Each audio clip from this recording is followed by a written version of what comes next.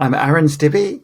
I'm a professor of ecological linguistics at the University of Gloucestershire, and I'm author of the book Ecolinguistics, Language, Ecology and the Stories We Live By. Tell us about the key message of your book, Ecolinguistics. What does it set out to explore?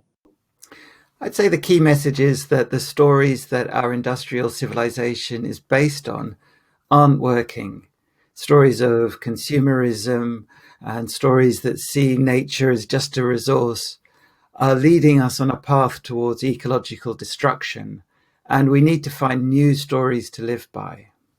How has the debate moved on since the publication of the first edition?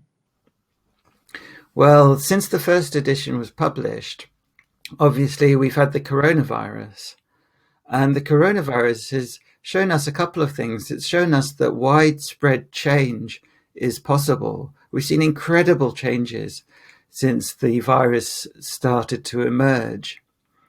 And it gives us an opportunity to rebuild our society along very different lines, more ecological lines.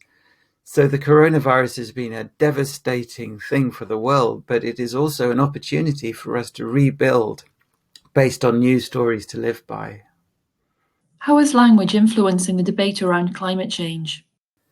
So climate change is a very complex issue, and it's one that you can frame and construct in different ways using language.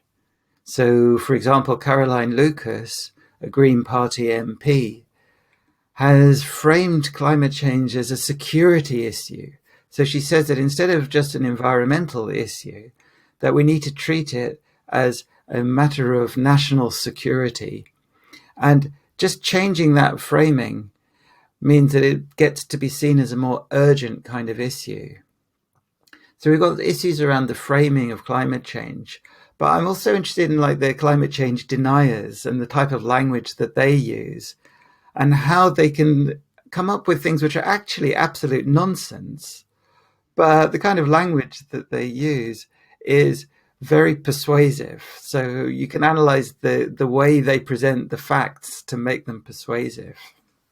What is the role of language in matters of great global importance like this, and why is it important that we examine it? So language shapes how we see the world. That is the key message of the book. That a lot of things are complex and require a lot of interpretation and thought for us to structure them in our minds. And language plays a really important role in this social construction of the reality that we see. So Ben Okri says that stories are the secret reservoirs of values. If we change the stories that people and nations live by, we change the people and nations themselves. So if we really want to create some kind of change in the world, we have to address the underlying concepts that we base our view of reality on, and we need to change those.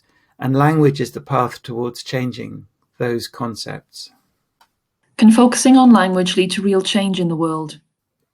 Yeah, so language shapes the worldviews of people that influence their behavior.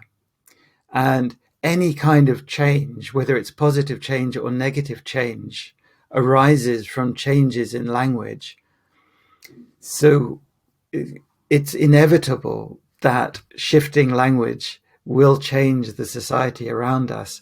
And what we need to do is to shift language in the right direction to build a more ecological culture. What other current areas or crises would benefit from a focus on language?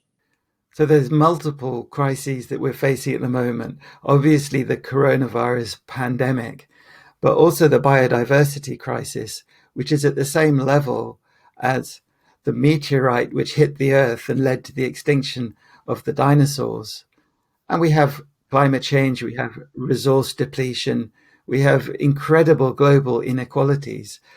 So there's many, many different crises that are going on that need to be addressed. But what is really important is that they all have the same underlying cause, which is about overconsumption and inequitable consumption. And if we can address some of the stories that industrial civilization is based on, stories of consumerism, stories of endless economic growth, stories of profit, then we address all of these crises all at once.